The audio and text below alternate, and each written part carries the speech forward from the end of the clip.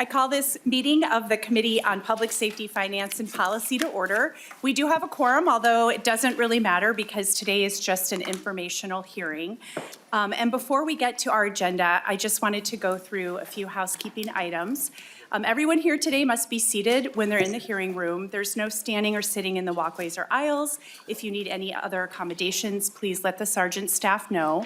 Signs aren't permitted in the hearing room or at the testifier's table. Clapping and other disruptions are not allowed. Also, testifiers have been provided with a time limit. But I just wanted to, now that those housekeeping items are over, just kind of give an overview as to why we are here today. And first, I just want to say thank you to the members and to staff for being here today. I know it's a really busy time of year, and so appreciate your efforts being here. To our testifiers for coming. We've got some incoming members to the Public Safety Committee who are also here today in the audience and probably listening online as well. So thank you to them for being proactive. Also, I brought treats, so if you want to start passing those along, feel free.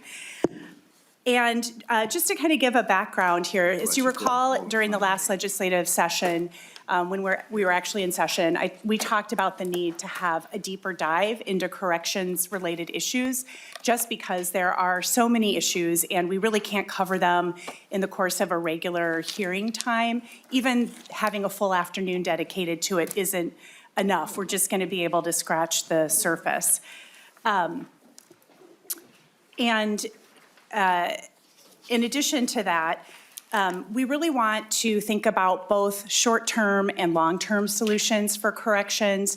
I know that many of us have had an opportunity to tour different facilities, to talk to people who were incarcerated or formerly incarcerated, and there are a whole host of issues, from crumbling infrastructure to healthcare and treatment needs, to those facing isolation and communication challenges while they're incarcerated, to safety of our staff members, and to challenges in reentry.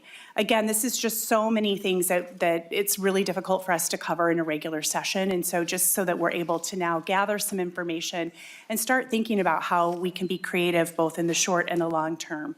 I've also had the opportunity to meet with corrections staff and legislators from other states during the last two interims, and what really struck me is that some of the reforms that are being done around the country are nonpartisan reforms. They're happening in both blue states and in red states.